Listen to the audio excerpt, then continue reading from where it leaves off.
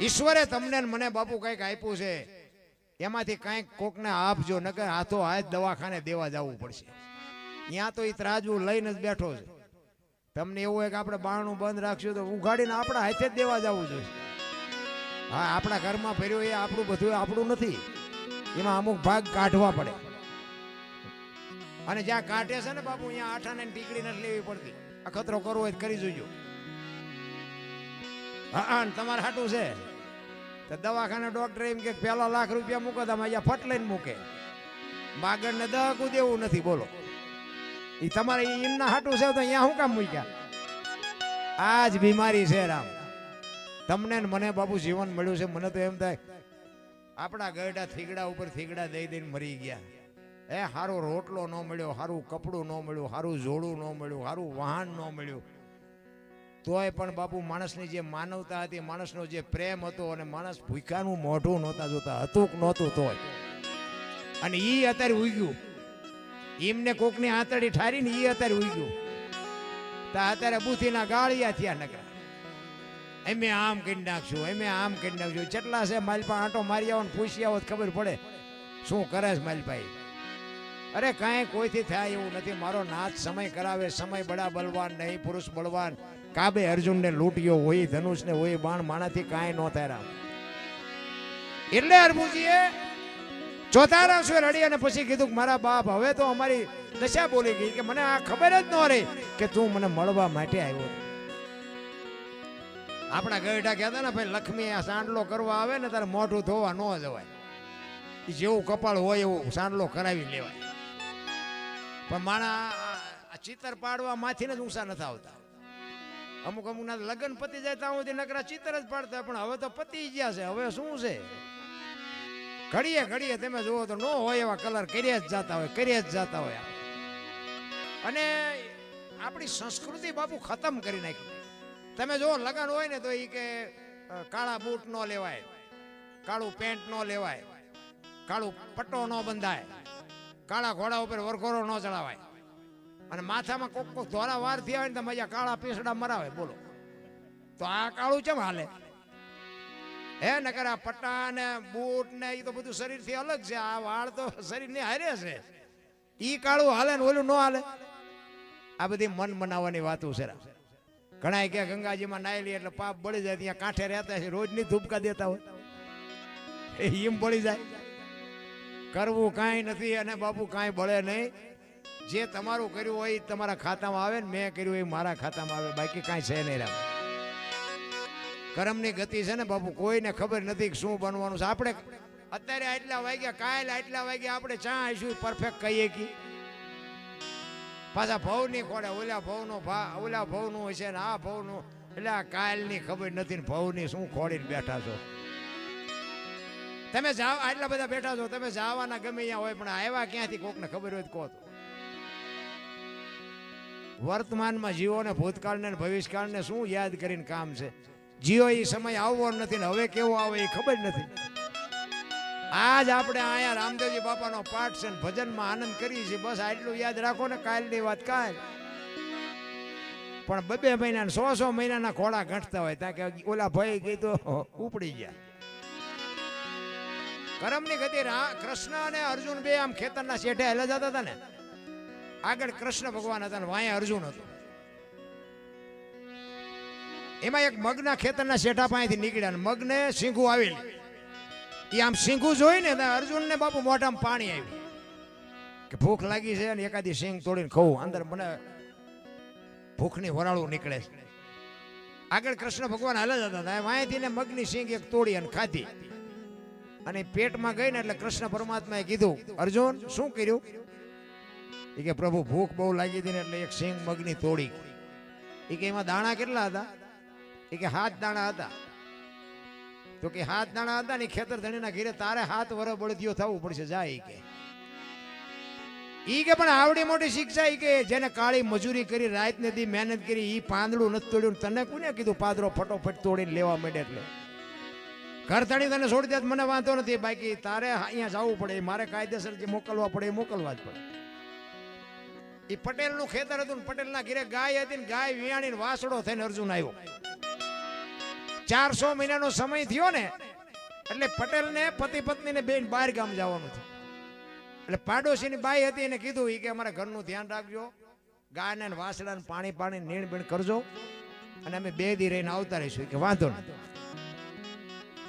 એ પાડોશીની બાઈની બુદ્ધિ બગડી કે પટેલને તલ ઘણા થયા, 2-3 કોઠીઓ ભરી એ કે થોડાક તલ લઈ લો કે છોકરા ખાશે. એ હુપડું લઈને આવી અને અહીંયા તલ એક હુપડું ઘરે નાખીએ, બીજું ભરવા આવી ને તો એ ખડકી પાસે વાસડો બાંધેલો હો. વાસડો બાંધ્યો વિચાર કરે કે હું 7 દાણામાં હલવાનો છું, આ હુપડા હારવા માંડી. એ બીજું હુપડું ભરીને નાખીને ત્રીજું ભરવા આવી ને એટલે વાસડા ને વાસા આવી કે એ માં શું તું આ કરમની ગાહડીઓ બાંધે છે? તને એમ હશે કે હું વાસડો, પણ હું કુંતી પુત્ર અર્જુન છું, પાંડુ પુત્ર અર્જુન છું. મારા ધણીના ખેતરમાં મેં એક મગની સિંગ તોડીને એના 7 દાણા નીકળ્યા ને મને 7 વરાય બળદિયો થવા મોકલ્યો. તું તલના દાણા તો ગણ બનાડી છો હારવા. આ કરમની ગતિ બાપુ તમને એક દી આડું આવે ને આવે. કોઈને એમ હોય કે આપણને કોઈ નથી ભાળ્યા, ના ઓલો તો બધું તમારા ને મારા બધાની સામે ધ્યાન રાખીને. કારણ કે જે શ્વાસા છે ને આપણા, આ સંતો પાસે સાંભળેલી વાતો છે. ભાઈ આમાં જો હાસું લાગે રાખવાનું, ખોટું લાગે પીડ્યું રહેવા દેવાનું, ફોન બોન ન કરતા.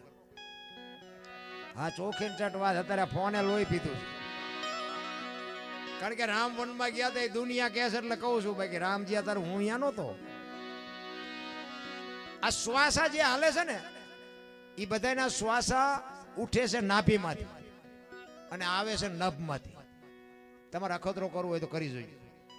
જો આ છે ને આ રહી આપણી સત્ય સનાતન ધર્મની ઈ પ્રણાલિકા. આવે છે નભમાંથી અને ઉઠે છે નાભીમાંથી. નભ છે ને એ બધાને એક જ છે. કૃષ્ણ પરમાત્મા, રામચંદ્ર પરમાત્મા, રામદેવજી બાપા જ્યાંથી લેતા હતા ને ત્યાંથી જ આપણે લઈએ છીએ. નભ બધાયનું એક છે, નાભી બધાયની અલગ છે. જો એક જ નાભીમાંથી લેવાતો હોત ને તો બધા ભગવાન જેવા જ હોત. નભ બધાયનું એક છે, નાભી અલગ છે ને એમાં ડખા થાય છે. કોક પૂજે એવો હોય ને કોક કપાતર આપણને એમ દેખાનું મોઢું જોઈએ ખાવા ન મળે. બધાય માણસ હોય એટલે મહાપુરુષોને લખવું પડ્યું. આનંદ કહે પરમાનંદા માણે માણે ફેર, 1 લાખો દેતા ન મળે ને બીજો ત્રાંબિયાનો તેર. હા અમુક માણા આવે ને તો બાપુ ઓલા દીવા પાસે પતંગી આવે ને એમ મંડે આવો, અને અમુક માણો આવે ને એટલે બેઠા હોય તો વિખાવા મંડે કે હાલો હવે ઓલી હળઈશ આવે. એ માણા ના એ માણસ બનવાની જરૂર છે. બાકી માણા નહીં બનવાનું તો આ દુનિયામાં બાપુ કોઈ હિસાબ નથી. કાગ બાપુને લખવું પડ્યું મીઠપો ભરેલા માનવી જેદી જગ છોડીને જાય, કાગા એની કાણું ઘરે ઘરે મંડાય. હારો માણા વ્યો જાય. દુનિયામાં બાપુ હગો ન હોય, ગામનો ન હોય તો હૃદયમાં હબાકો આવી જાય. અરે માણા જેવો માણા વ્યો ગયો ભાઈ. એમ જીવન મળ્યું છે, કોકને ઉપયોગ થવાની જરૂર છે. સાતમ આઠમનો તહેવાર હોય અને ઝૂંપડામાં કોક રહેતા હોય ગરીબ માણા, એ લુગડા વગરના છોકરા આમ ફળિયામાં રમતા હોય ને લુગડા વગરના છોકરાની માં અંદર હોય અને સાતમ આઠમનો તહેવાર હોય તો કોક દી ગયા જઈને પૂછજો કે ભાઈ તમે ઢેબરા કેમ નથી બનાવ્યા.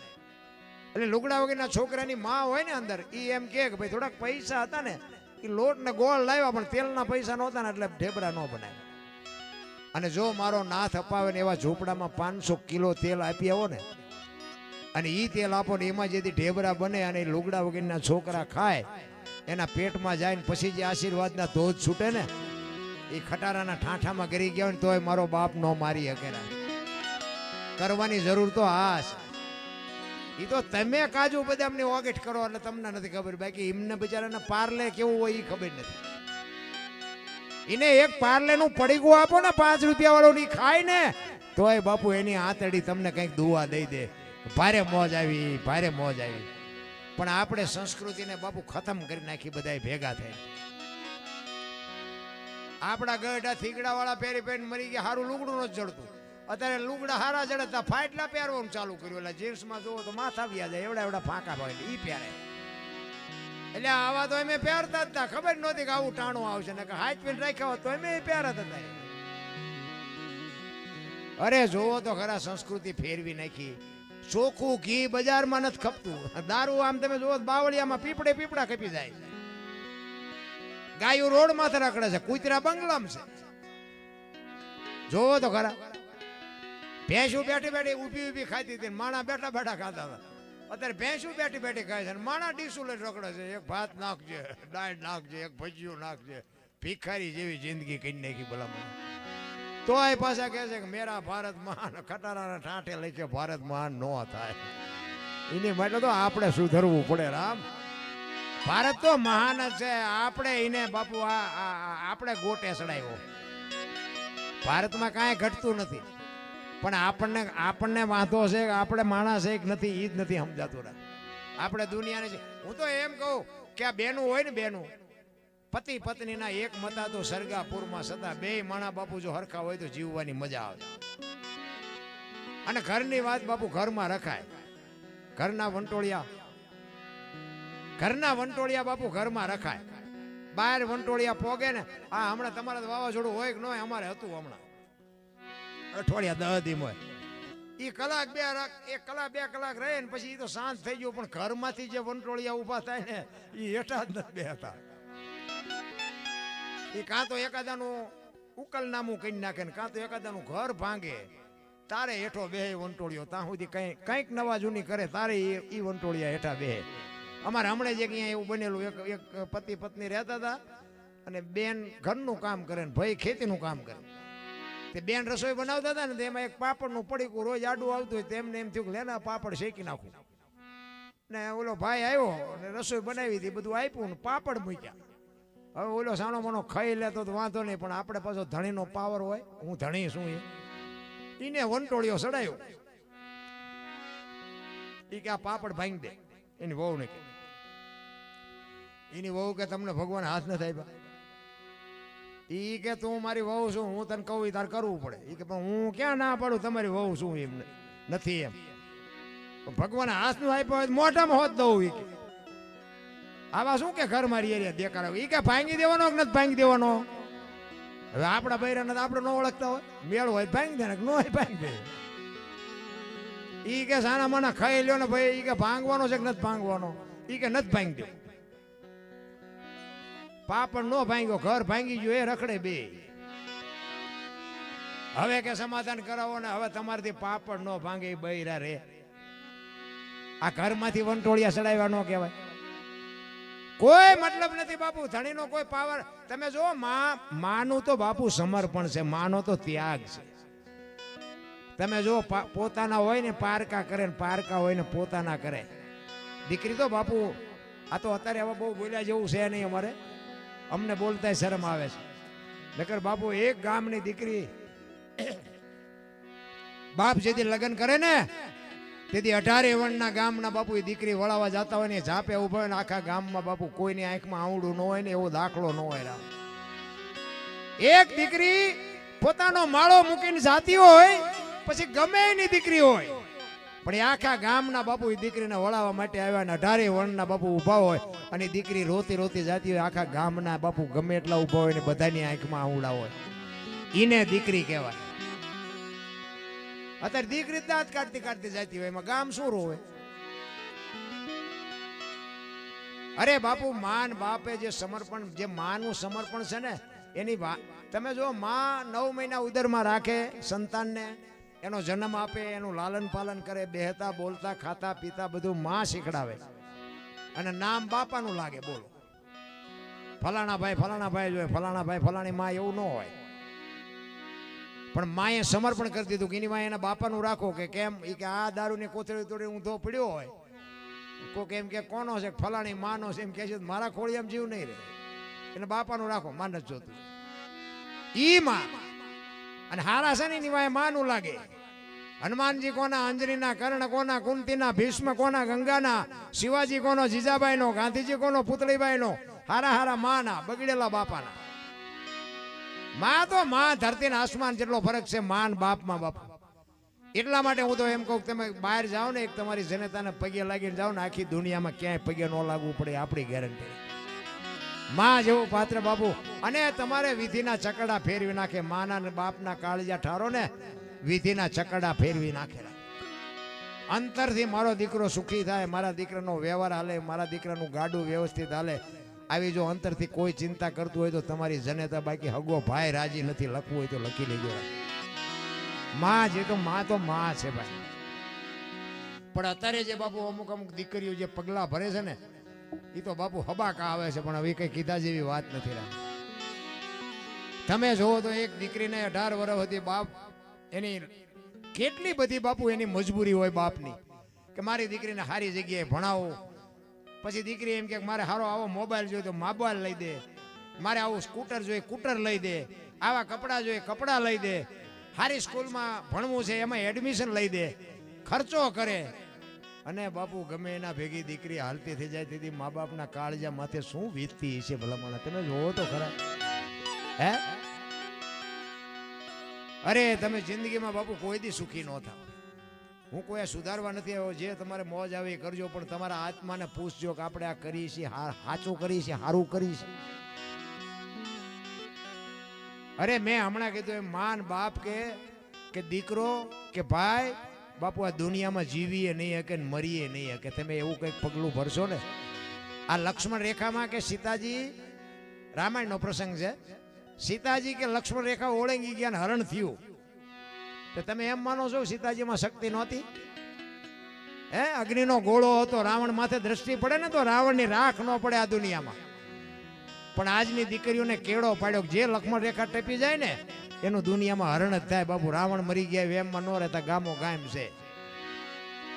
પછી દીકરી હોય બાપ હોય ભાઈ હોય માં હોય વહુ હોય ગમે હોય, લક્ષ્મણ રેખા જે ટપી જાય એનું આ દુનિયામાં હરણ જ થાય. પછી કોઈને વ્યામ હોય તો કાઢી નાખવું અને આબરૂ મેળવવામાં જિંદગી વહી જાય. અને એક વખત જીયા પછી વાંહે દોડજો, જો જીવો તાવથી ભેગું થાય તો હું તમારો ગુલામ થઈ જાઉં. આબરૂ મેળવવામાં જિંદગી વહી જાય જિંદગી. ગામમાં બાપુ રહેતા ઘણા હોય પણ અમુક માણાનું નામ બોલાતું હોય કે ફલાણા ભાઈની વાત ન થાય. ઈ કેટલો ગહાતો હોય ને કેટલું બાપુ દુનિયાની વાંહે જે ખર્ચો કરતો નહીં તો એનો આત્મો જાણતો હોય, એમ નામ નો વાતું થાય. એટલા માટે કહું છું ખાઈ પીને આનંદ કરો. અને તમારા ભાગમાં બંગલા ગાડીઓ હશે ને તો નહીં હોય તોય થાય છે, અને ભાગમાં નહીં હોય ને તો હશે તોય વેસાઈ જાય છે. કોઈ કપાતર એવો ભટકાય છે ને બધું વેસી મારશે. બધાય બંગલા ગાડીઓ વાળા ન હોય. એટલા માટે જ બાપુ તમે જો, એટલા માટે હું કહું કે તમે કહો તો હવાર સુધી દાખલા આપું દીકરીઓને જ્યાં જ્યાં આબરૂ. આ જલારામને અહીંયા બાપુ તમે વિચાર કરો કે એક સાધુને બૈરું આપી દીધું. હવે વીરબાઈ એમ કીધું હોત કે મારા બાપાએ શું આ બાવાને આપવા આપી છે તો આવડો મોટો ઇતિહાસ નો હોત આપણી પાસે. ઈ જનેતા એમ કહેતી હોય કે આ દેહનો ધણી તું છો, કાપી નાખ કટકા કરી નાખ વેચી નાખ કે દઈ દે, આ દેહનો માલિક તું છો દઈ દે. અને જલા બાપા બાવડું પકડીને આવ્યા ને બાપુને કીધું બૈરું જોવે છે ને કે હા કે હાલ્યો લ્યો. આ નાની એવી વાત લાગે છે? આ તો આપણે સાંભળીને બેરા થઈ ગયા. એટલે